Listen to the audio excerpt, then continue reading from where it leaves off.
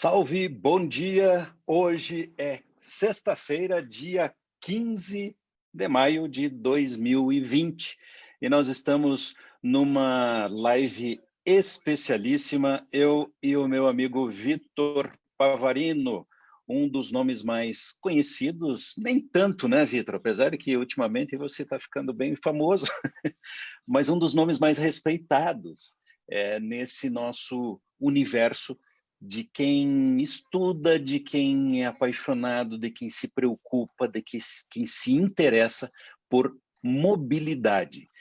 E esse assunto é tão importante, mas tão importante que nesse papo de hoje, eu espero que a gente atinja esse objetivo, nós vamos demonstrar o quanto que trânsito e mobilidade tem a ver com a pandemia, com Covid-19, com esse momento inédito pelo qual estamos passando. E eu tenho certeza que quem ainda não é da área ou é da área, mas não percebeu isso, vai acabar se sensibilizando.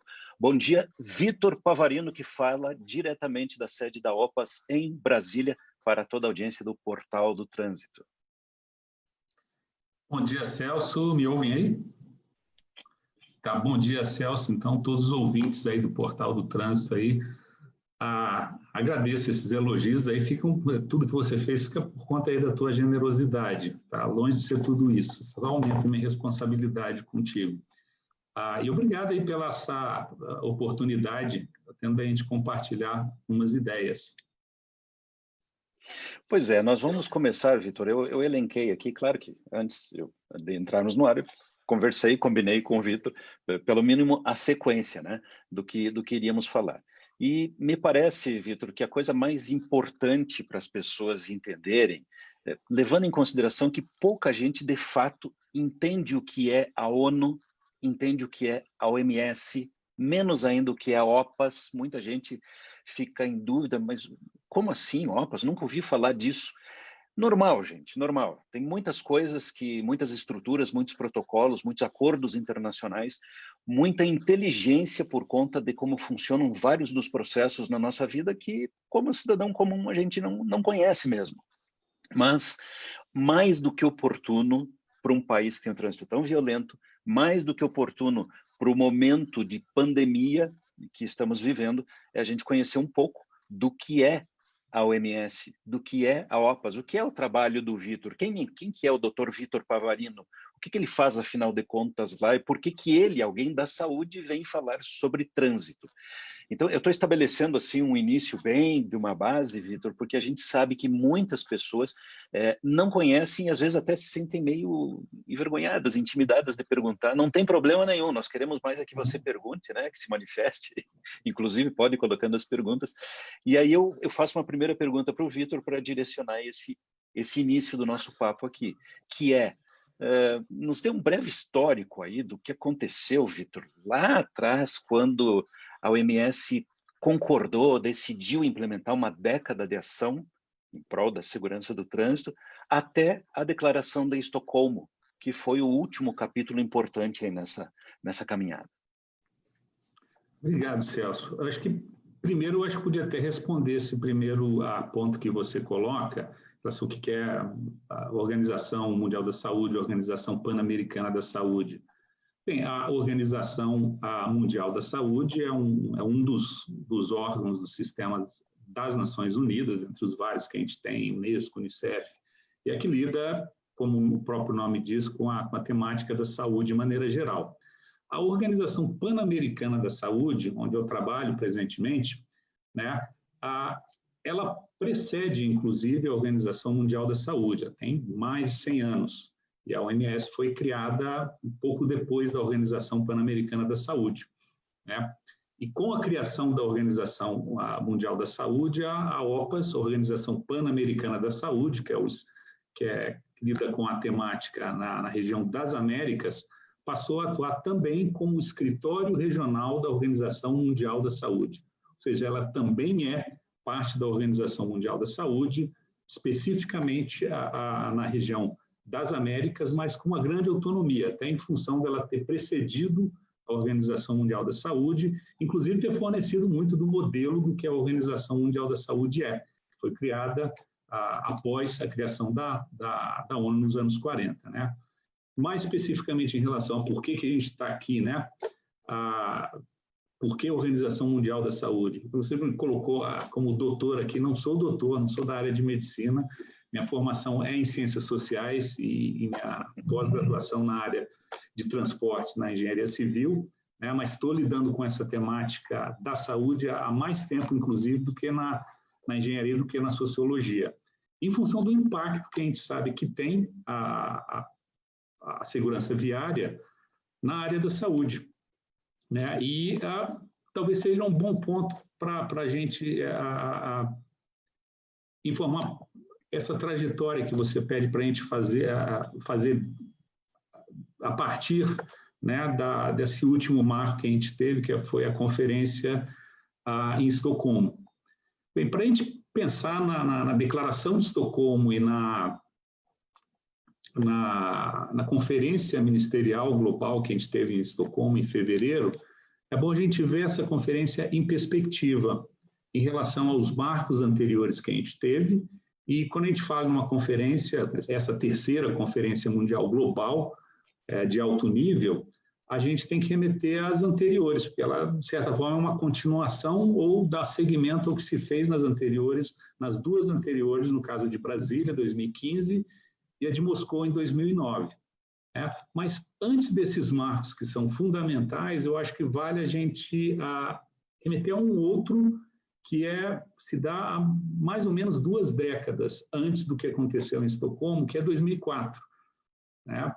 Em 2004 foi quando a gente teve uma consolidação pela Organização Mundial da Saúde, quando foi a Organização das Nações Unidas passou para a Organização Mundial da Saúde o mandato para, junto com outras agências do sistema das Nações Unidas, o mandato para coordenar os esforços voltados à segurança viária em nível global. Isso muito em função do que a gente estava vendo no fim do século passado, particularmente nos 80 e 90, quando a gente percebeu, você, Celso, e todos os colegas aí que estão na área de segurança viária e acompanham isso há bastante tempo, né? Sabe que a partir dos anos 80 e 90 a gente teve um crescimento exponencial da mortalidade por acidentes de trânsito, mais ou menos um crescimento como o que a gente está vendo agora em relação às motos aqui no Brasil, nas Américas de maneira geral, né? Em função do aumento do índice de motorização que a gente teve nos países em desenvolvimento, importando muito dessa cultura automobilística sem a estrutura, sem a infraestrutura e sem a estrutura de fiscalização, de educação, de engenharia, de tudo mais que a gente não importou na mesma proporção que a gente importou a cultura do automóvel. E nesse marco de 2004, a gente entendeu muito do que passou a ser o olhar da saúde sobre essa temática de segurança viária, né? A OMS fez um relatório marco, em 2004, foi o primeiro relatório global de segurança viária, né, para a redução das mortes e lesões causadas pelo trânsito, que apesar de ser de 2004, eu recomendo muito a leitura. Os dados, obviamente, não são os mais atuais, mas em relação ao aspecto conceitual, a mudança de paradigma na forma de ver a segurança viária, que nós todos, você incluído, assim, herdamos muito do que era aquele pensamento dos anos 70, 80.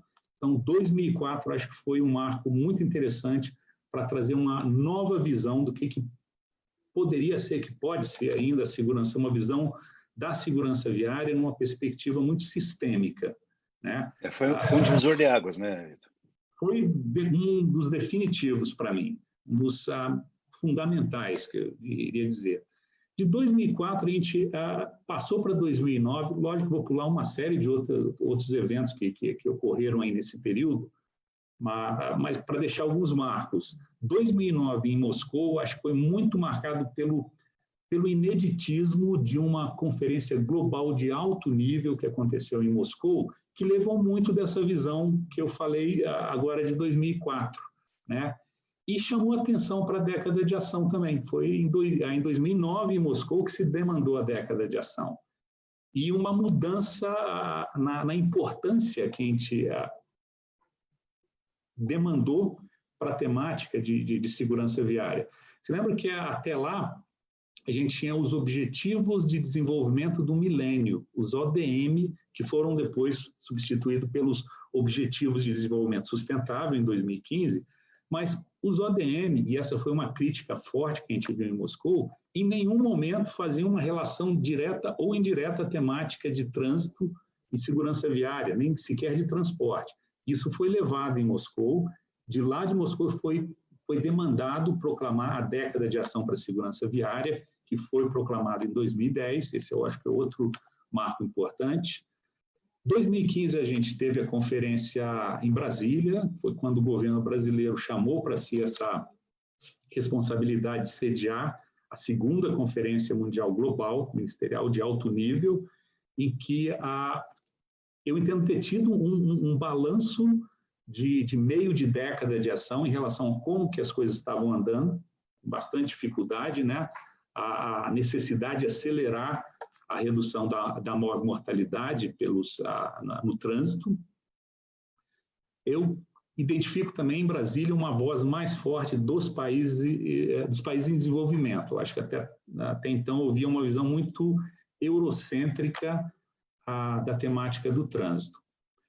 E até chegar em Estocolmo, se eu pudesse resumir Estocolmo em uma palavra, tem várias coisas que a gente pode ter vários outros encontros aqui para dissecar essa Carta de Estocolmo, mas em uma palavra seria a adoção dos Objetivos de Desenvolvimento Sustentável como um guia, tá? Como uma linha condutora de como deve ser a abordagem da temática de segurança viária.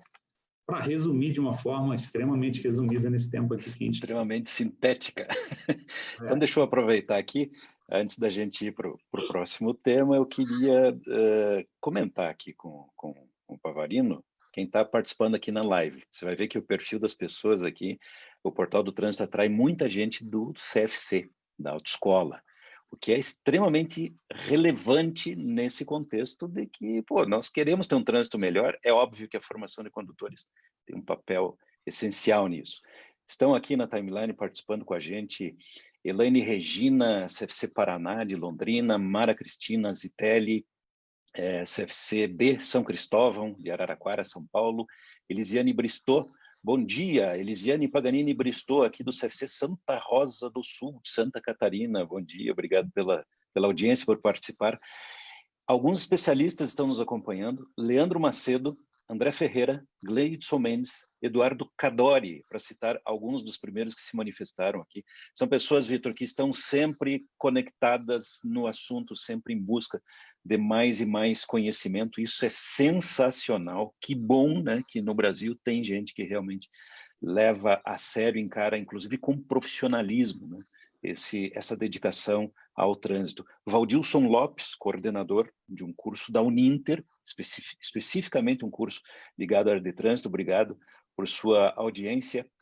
Laércio Faquin, de José Bonifácio, no estado de São Paulo. Marco Alexandre Correia, CFC Parada Obrigatória de Itatiba, São Paulo.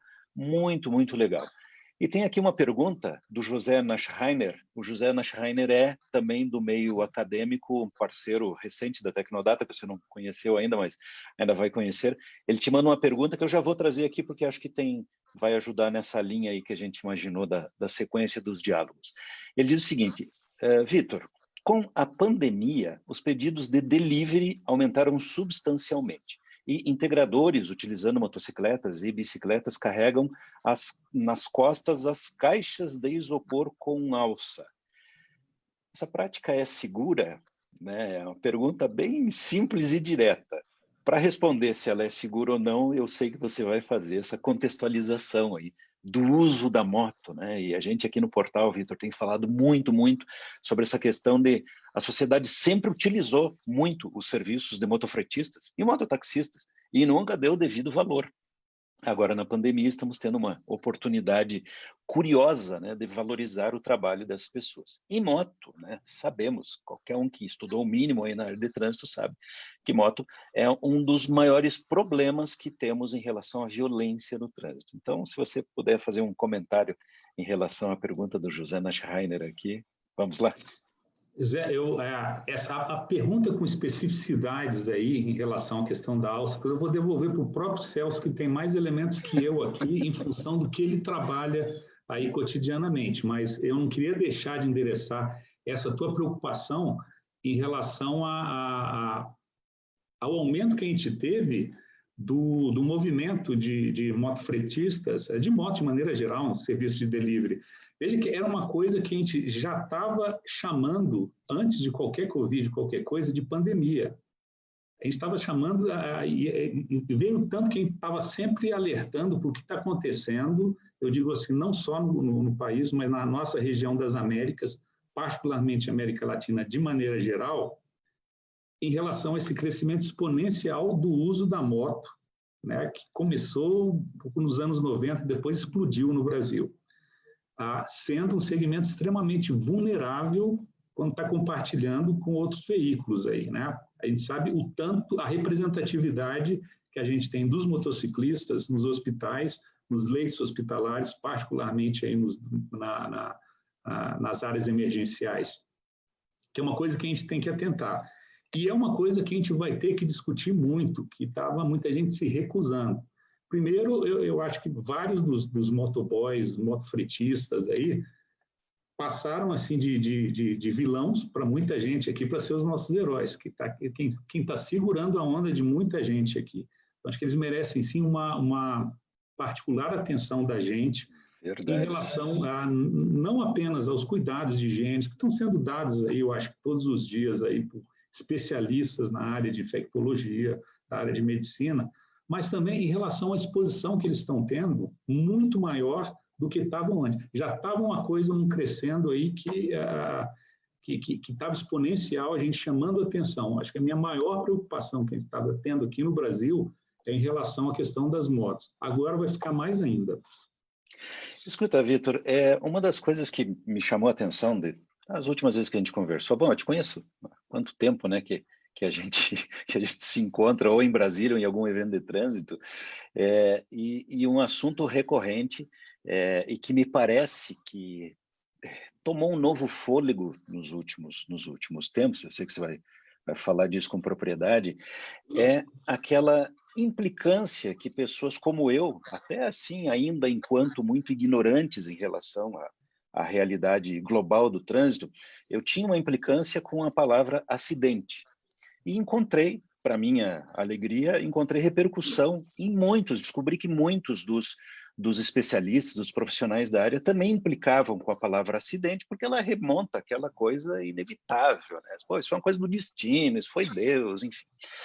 E eu queria que você comentasse o seguinte, parece que recentemente, de forma mais oficial, há uma resistência agora estruturada para não se utilizar o termo acidente, para levar para termos como desastre, é resultado de algo que nós não tivemos a competência para fazer. Então, não poderia simplesmente ser chamado de acidente, já que a semântica, né, invoca algo assim inevitável.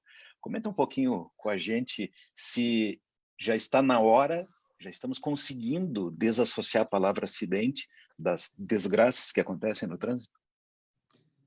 Pois é, Celso, eu acho que a questão semântica, eu acho que, pelo menos na área de segurança viária, a gente vem discutindo há um bom tempo, todo mundo que é da área vem acompanhando bastante essa batalha por a gente tentar banir esse termo que o pessoal acha que é talvez um preciosismo grande chegar e falar assim, não, essas são só palavras aqui, mas como eu vinha falando nos outros encontros que a gente tem tido aí virtuais, e insisto em ser repetitivo aqui, mas vale, as palavras têm muita força. E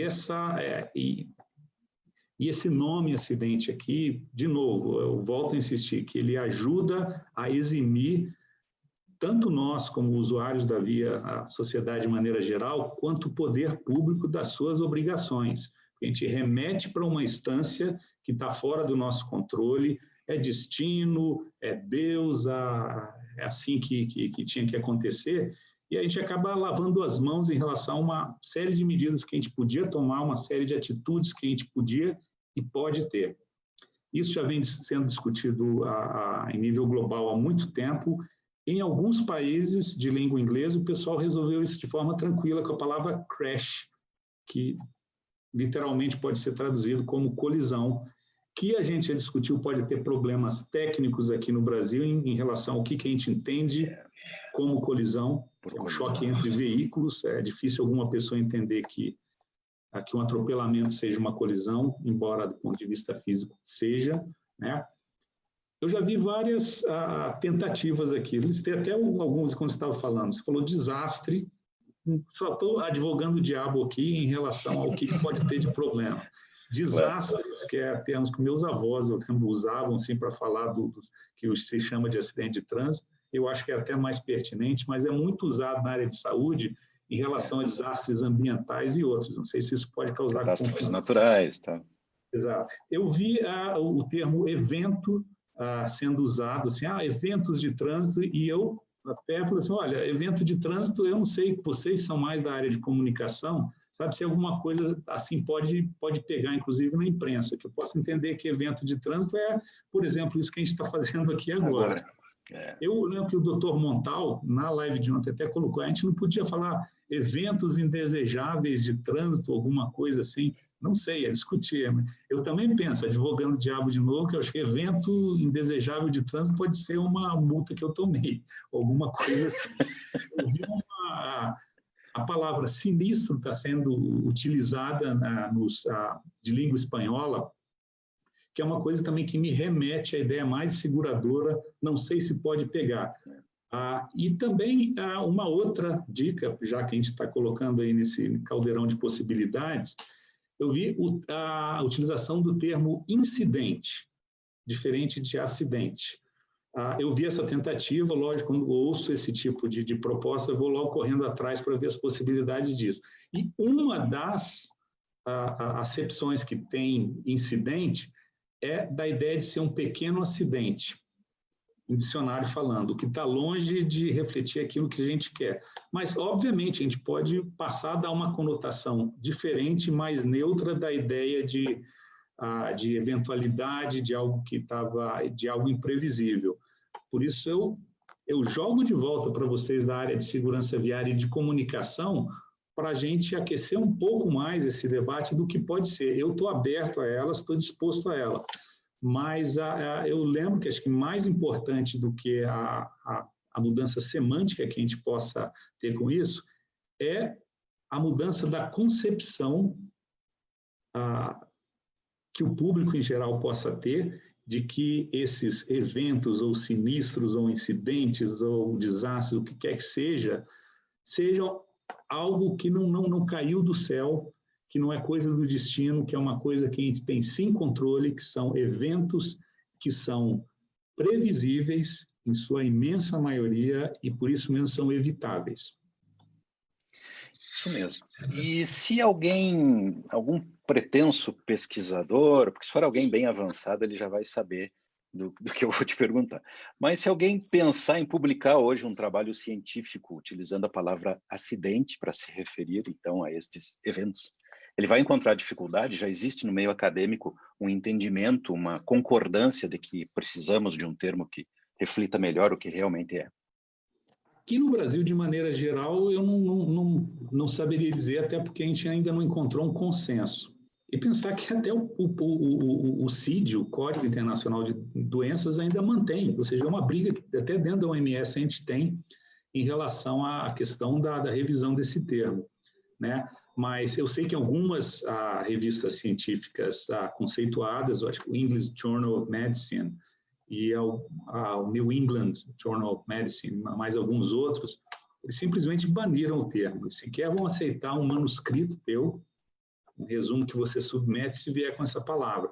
E essa discussão vem de longe e eles dão a argumentação por que não aceitam, que baniram esse termo acidente.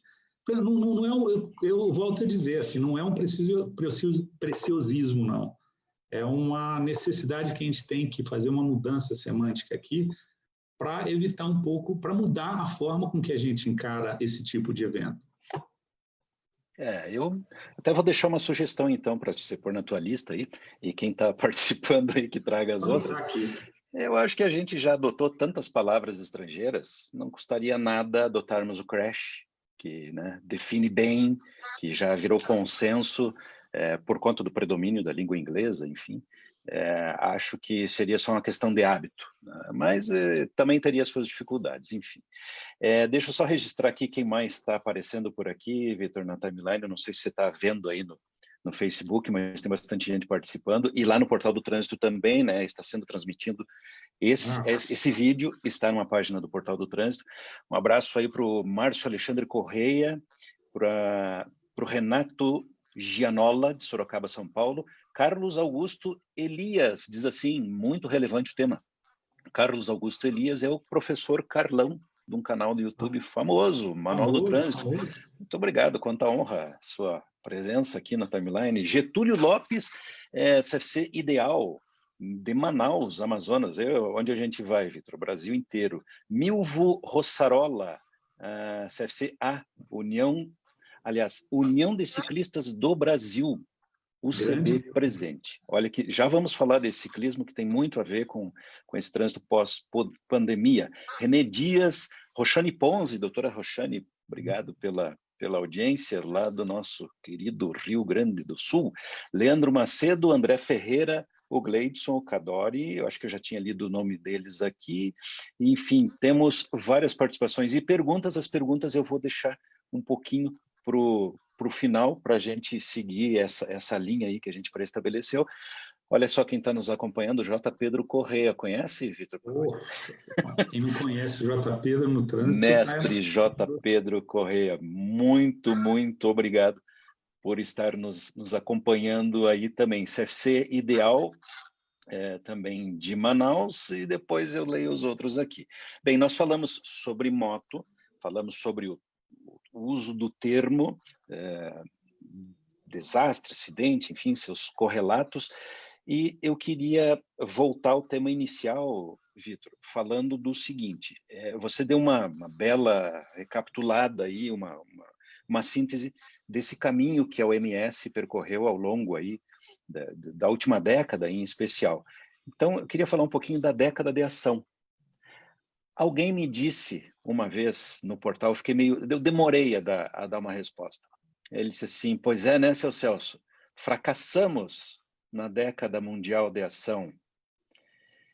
Isso me deixou pensativo e eu queria propor essa frase aí para a tua análise, transformando-a numa pergunta. A nossa década de ação fracassou? Boa reflexão, Celso, e boa reflexão aí de que trouxeram aí para o Portal do Trânsito, né? Rapaz, eu vendo as coisas aqui em Brasília, estava me atualizando aqui, em Brasília, de janeiro até 30 de abril, a gente teve 60 mortes no trânsito. Isso considerando essa redução à disposição que é violenta que a gente teve aí nos últimos dias, né? E da Covid-19, a última conta que eu vi, tinha sido 45. É uma coisa para a gente parar e pensar. Assim, então, uma frase como essa fala, poxa, será que então, a gente fracassou? Uma coisa ainda tão inaceitável como essa está acontecendo? Mas eu diria também que fracassou, acho que é uma palavra forte. Vamos fazer a seguinte consideração.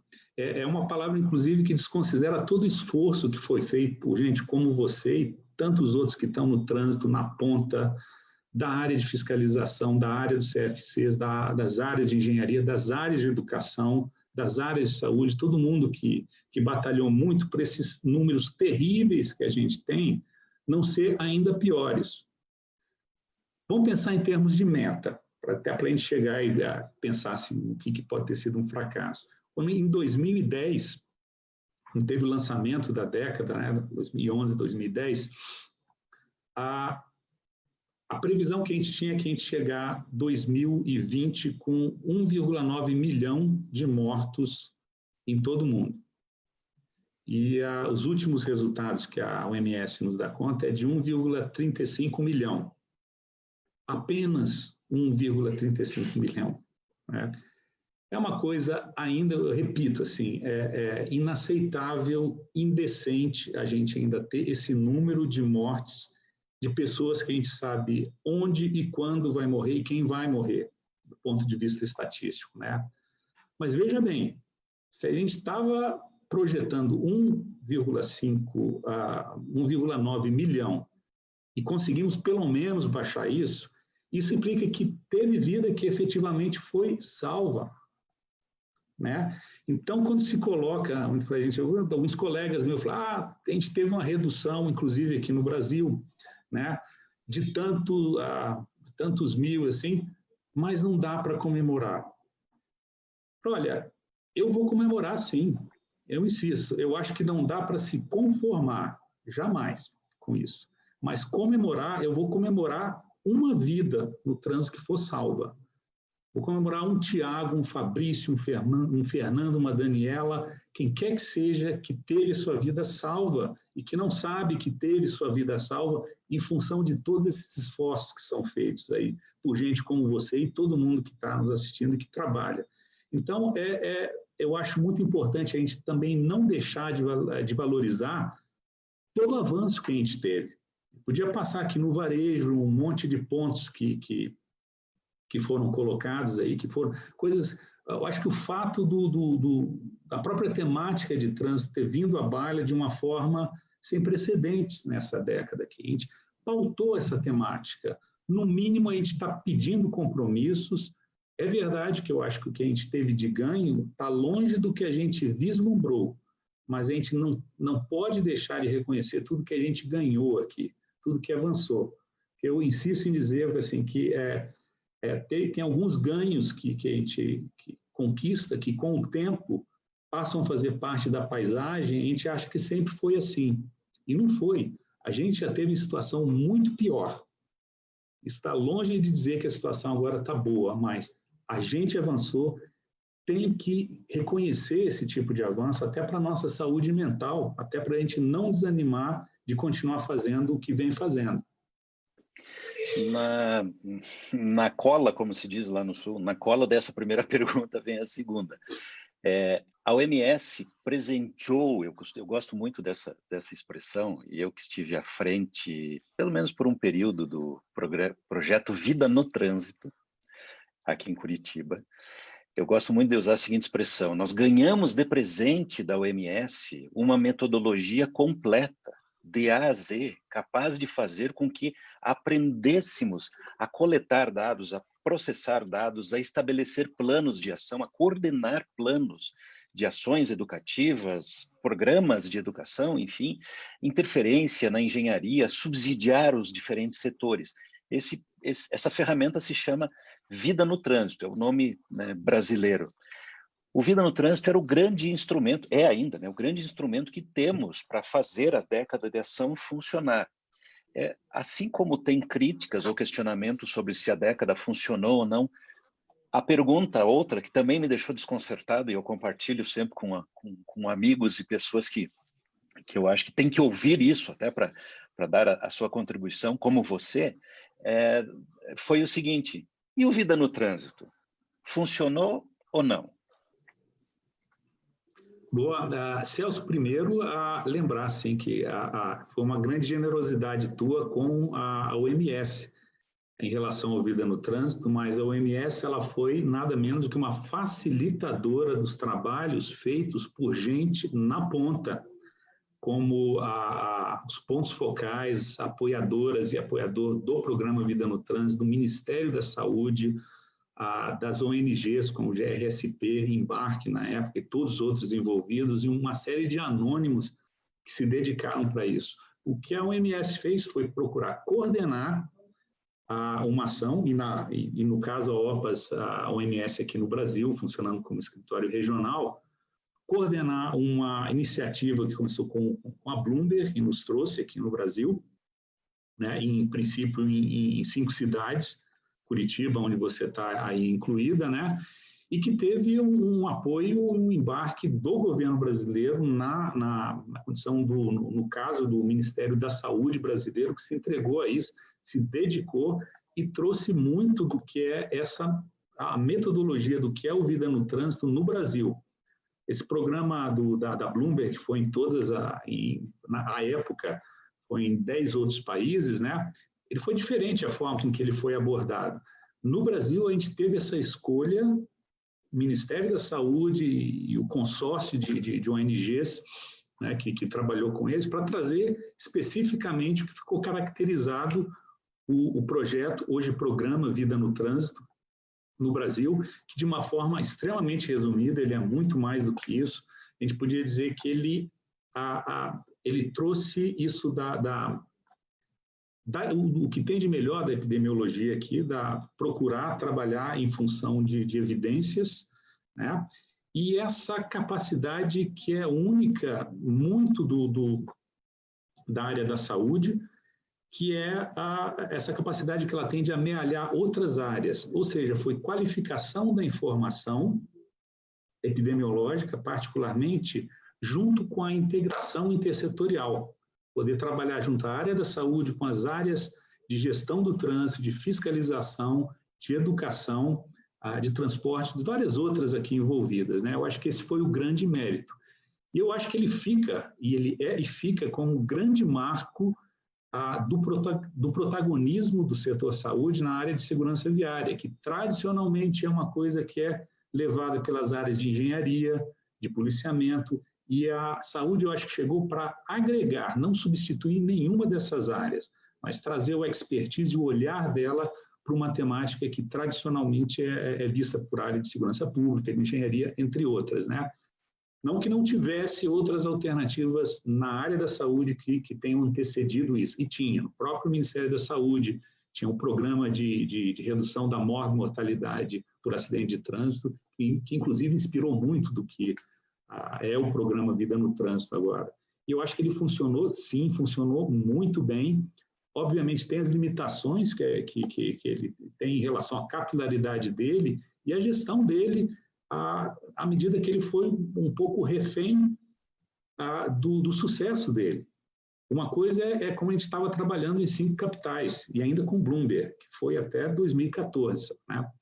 Depois foi o Ministério da Saúde que tomou conta disso, junto com as cidades, e depois as 5 cidades foi expandido para todas as demais capitais, depois para cidades acima de 1 milhão de habitantes, depois para outras cidades de pequeno e médio porte, e continuou sua expansão. E, obviamente, isso demanda mais gestão, mais investimento. E o interessante é que a gestão atual também continua abraçando o programa Vida no Trânsito, obviamente com mudanças que são necessárias, que vão ser necessárias, que toda gestão nova imprimir os ajustes que se fazem necessários.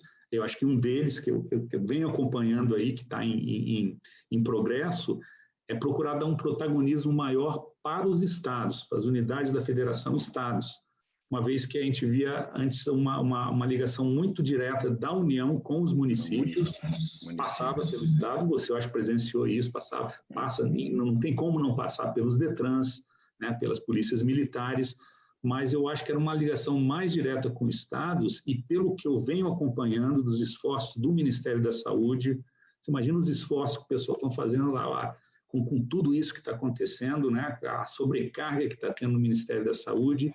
Pelo que eu venho acompanhando, é um esforço para continuar o programa Vida no Trânsito, mas, obviamente, com ajustes que se fazem necessários, assim, tanto na forma da gestão, quanto em outros aspectos conceituais, que, sei lá, talvez em um outro momento a gente podia falar mais, mas que é só um hintzinho do que pode ser esses aspectos conceituais, é ver as outras áreas da saúde que pode estar envolvida num programa que inicialmente foi pensado como redução da mortalidade pelos chamados acidentes de trânsito, mas tem tantas outras áreas da saúde que a gente pode explorar ainda: saúde ambiental, questão da qualidade do ar, questão da atividade física, há tanto mais que a saúde ainda pode agregar ao programa Vida no Trânsito, e eu creio e eu quero creio que vai agregar isso e vai continuar o programa. Legal. Bom, eu sou um apaixonado pelo Vida no Trânsito e quero só aproveitar aqui para convidar as pessoas que estão nos assistindo aí, depois procure Vida no Trânsito no portal do Trânsito, vocês vão se surpreender com a quantidade de registros. Lá tem entrevistas, tem documentação de ações e fica aqui um recado para você que nunca ouviu falar do Vida no Trânsito. Está aí um assunto para você levar para a sua comunidade, aí na sua cidade. Será uma forma bem eficaz de você dar a sua contribuição. Vitor, o próximo assunto meio que junta um pouco de tudo isso, que é justamente a chamada que a gente deu, né? Estamos em meio a uma pandemia. Eu vou te fazer aquela pergunta retórica que eu fiz quando você estava no evento lá do Instituto de Engenharia na semana passada, né? Será que a pandemia, o que estamos vivendo hoje, vai acabar contribuindo para que repensemos a nossa forma de mobilidade? Pode ajudar para, por exemplo, uma maior valorização, ou repensar até mesmo o formato do que é transporte coletivo? E a bicicleta nesse contexto? Não é algo que naturalmente ganha espaço e ganha uma releitura, uma percepção diferente, né? Considerando que bicicleta como opção de veículo, ela dá uma porta para a saúde por N motivos, inclusive por não poluir o ar. Inclusive por atribuir saúde para o praticante, né, para o ciclista. Tudo isso me parece tem muito a ver, né, e essa é a minha leitura pessoal, tem muito a ver com essa retomada, com esse reinício. As pessoas estão percebendo isso e quem defende essas coisas, essa releitura, um novo padrão, um novo patamar de mobilidade, mais inteligente, mais integrado com a natureza, menos poluente, enfim. Será que essas pessoas estão percebendo? Está aí uma grande oportunidade para o ciclismo e para um caminho de um transporte coletivo num outro conceito mais adequado? Pois é, Celso. Está aí uma oportunidade, né? Eu acho que se a gente vai aproveitar ela, tem um monte de variável aí que vai estar nesse tabuleiro aí que vai incidir. Oportunidade, a gente viu quando a gente viu naquele webinar lá no Instituto de Engenharia, saber o que está acontecendo em várias cidades do mundo, Europa, Estados Unidos, algumas cidades aqui da América Latina, do transporte ativo tomando conta do que gera o espaço sacrossanto do automóvel, ainda que seja alguma coisa temporária, que são aquelas chamadas pop-up, ciclovias que estão tendo, temporariamente alargando algumas calçadas, fazendo as calçadas utilizarem o espaço que era para o carro para ter uma distância maior entre os pedestres, ou usando boa parte do que era usado só para o carro, para fazer ciclofaixas temporárias, que a gente espera que possam ficar permanentes. A briga vai ser boa aqui. Eu acho que não só na América Latina, já está tendo isso lá na Europa. O pessoal vai discutindo como é que a gente vai fazer para conseguir manter isso aqui. Algumas cidades, algumas autoridades já estão definindo, não, isso aqui vai continuar, vai ser um panorama novo. O que vai acontecer aqui no Brasil, primeiro vamos ver qual dos Brasis que a gente está falando, que a gente tem um monte aqui.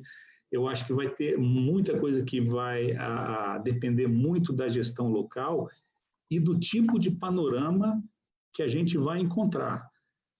Primeiro, que eu acho que ainda não está muito claro quando vai acabar e de que forma que vai acabar esse momento que a gente está vivendo.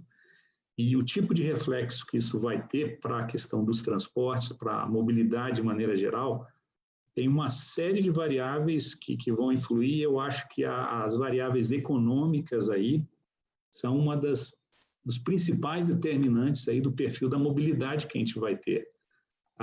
Vai depender muito, assim, influencia esse cenário econômico, e dentro de um cenário econômico recessivo ainda mais, né?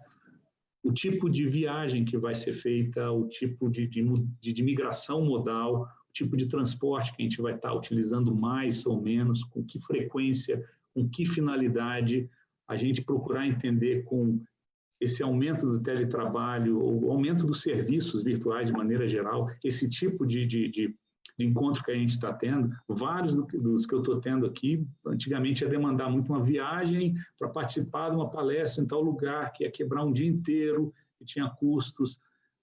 Eu nunca participei de tanta palestra quanto agora, em função da preenchendo isso aqui, né? A consolidação de teletrabalho, as implicações que isso vão ter, e não só teletrabalho, como o uso de serviços que definem muito a característica da mobilidade, que são as funções de educação, compras, lazer, trabalho, várias outras. E o aspecto do transporte público, eu acho que é fundamental. Eu não tem uma resposta, eu acho que nem todo mundo da área de transporte tem uma resposta muito clara em que vai ser os próximos cenários. E, particularmente, chamando a atenção na parte do transporte público, que já vinha em uma crise muito antes da Covid, né? A fuga de demanda que teve, como tinha colocado ontem, a gente estava, na última reunião que tive com o pessoal da NTU, eu lembro que a gente teve, mudou de 60 milhões de viagem dia que se tinha em transporte público, já tinha caído para metade disso em 2018, que foi a última reunião que eu tive, e agora estava bem mais baixo ainda, em função de aspectos estruturais que a gente tem no transporte público brasileiro, fuga de demanda por conta de aplicativo, e transporte público é um elemento fundamental nas políticas de mobilidade, né? Então, acho que tudo isso a gente tem que estar atento. Em relação à questão do transporte ativo, eu sou um entusiasta, sou até suspeito para fazer na minha condição de ciclista. Você é ciclista, né? Você é ciclista. E vejo tudo isso que está acontecendo assim, de uma forma... Está muito excitado com as possibilidades que pode ter, mas também preocupado em relação ao que pode ser também um aumento do ciclismo sem a devida infraestrutura para isso, né? Isso é uma grande preocupação, né, Vitor? Essa era a minha próxima pergunta. Muitas cidades, talvez até a administração pública movida por algum modismo ou cedendo a pressões de grupos bem organizados que defendem o uso da bicicleta, acabaram, mas então tá bom, então isso aqui vira uma ciclofaixa, né? Isso aqui nós vamos fazer uma ciclovia. E aí a gente viu, isso é um festival de norte a sul do Brasil, esse modismo acabou, em alguns casos, queimando, porque não dá para fazer sem infraestrutura. Eu queria que você falasse um pouquinho disso, né? Por exemplo, se você que está nos ouvindo é um defensor, é simpático, acha que faz sentido uma mobilidade ativa com o uso da bicicleta, colabore para fazer isso de forma organizada, porque o risco de se estimular simplesmente sem a infraestrutura pode ser muito complicado. Você concorda com essa linha de pensamento?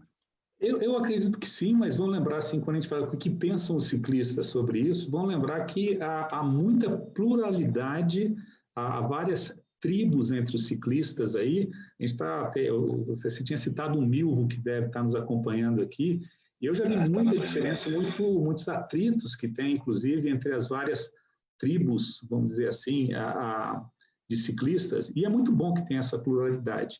E há quem defenda muito, há que ter essa infraestrutura, da mesma forma que há os que defendam que não tem que ter estrutura específica nenhuma para a bicicleta, que ela tem que estar compartilhando o tráfego junto com o tráfego motorizado. Eu tenho meus temores com isso, eu sou mais partidário de que haja uma infraestrutura mais segura, específica para pedestres, até porque a desproporção de forças num choque que você tem de ciclistas com veículos motorizados de grande massa é uma coisa impressionante. Além do que, a gente entende também que a infraestrutura específica para a bicicleta, as ciclovias são consideradas também como o berço de novos ciclistas. Eu, por exemplo, eu ando em ciclovias, mas eu também tenho que andar, às vezes, em espaço que não tem ciclovias, nas ruas, né? E já, obviamente, com todo cuidado. Mas muita gente que quer entrar para o ciclismo, quer passar a usar a bicicleta, né? Tem muito medo, e um medo que é justificável, de falar assim, eu não vou andar de bicicleta porque não tem um espaço seguro para mim. Então, se ele começa a andar na ciclovia e depois, obviamente, vai ter espaço que ele vai ter que compartilhar com o carro, vai ter que fazer uso de ruas, pelo menos é um bom começo. Mas eu, particularmente, sou favorável que a gente tenha um mínimo de estrutura para promover segurança e para atrair mais ciclistas também, atrair mais gente para o ciclismo.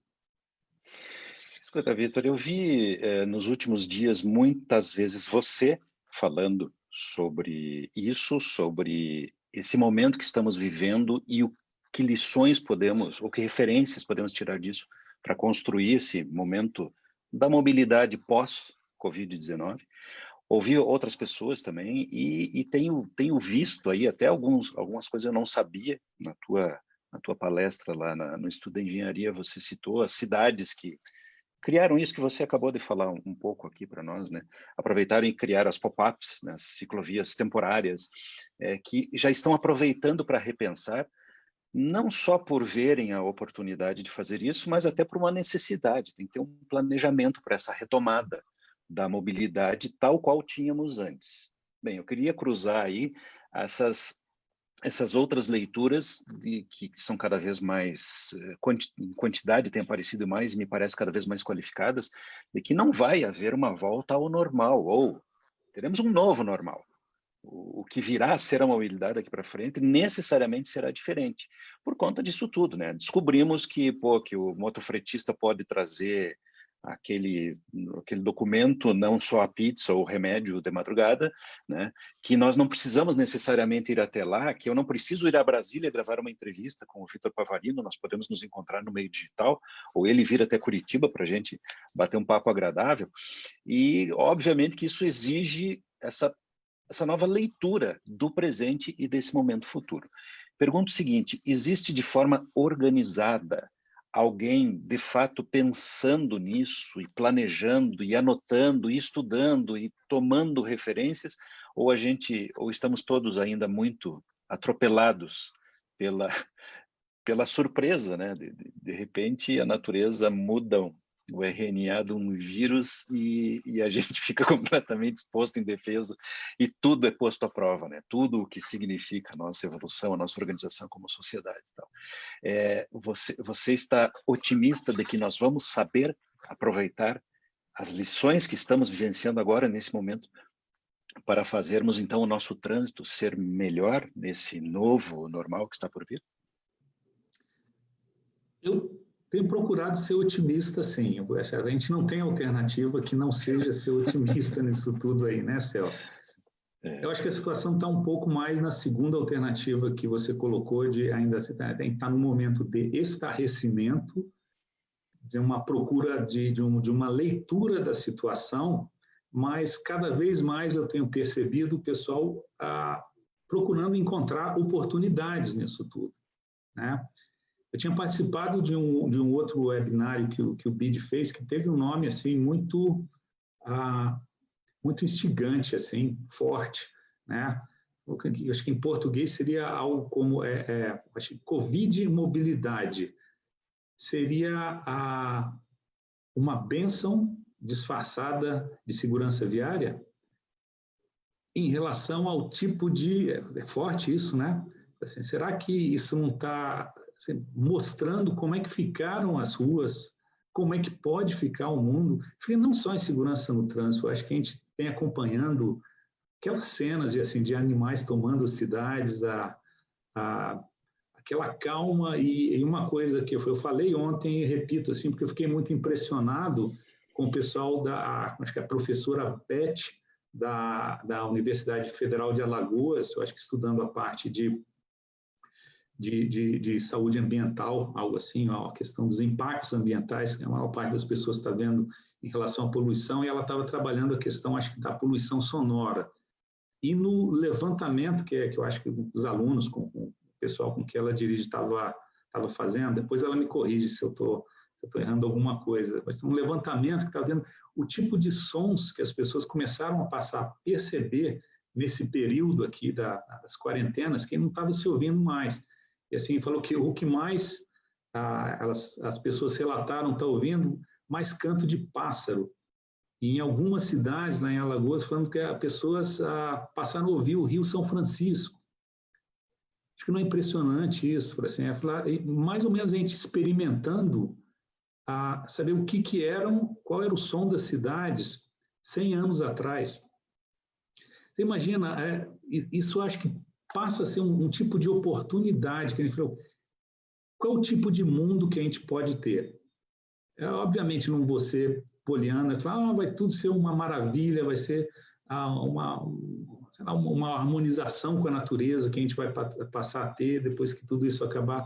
Acho que não, vai ter um monte de coisa ainda para ser resolvido, mas pelo menos está mostrando o tipo de possibilidade, o tipo de cenário que a gente pode mudar. Acho que não vai ser nada fácil, principalmente você brigar com uma série de hábitos arraigados, principalmente do automobilismo, que eu acho que é uma das coisas mais caracterizadoras do século passado, na cultura da humanidade. Então, tem uma briga grande para ser feita aqui, mas pelo menos essa crise está mostrando que há possibilidades.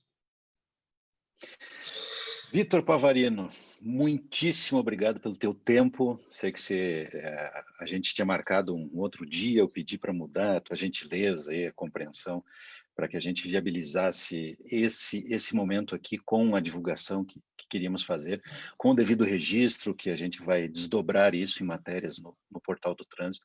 Já fica aqui o convite para que façamos isso em outros momentos, né? Agora que a gente descobriu que é fácil, quero aproveitar também aqui para o pessoal que está na timeline, muitos dos amigos especialistas, e alguns estão no WhatsApp aqui mandando mensagens, quero dizer o seguinte, cada um de vocês aí eu vou convidar para a gente bater um papo, assim como estou fazendo com o Vitor.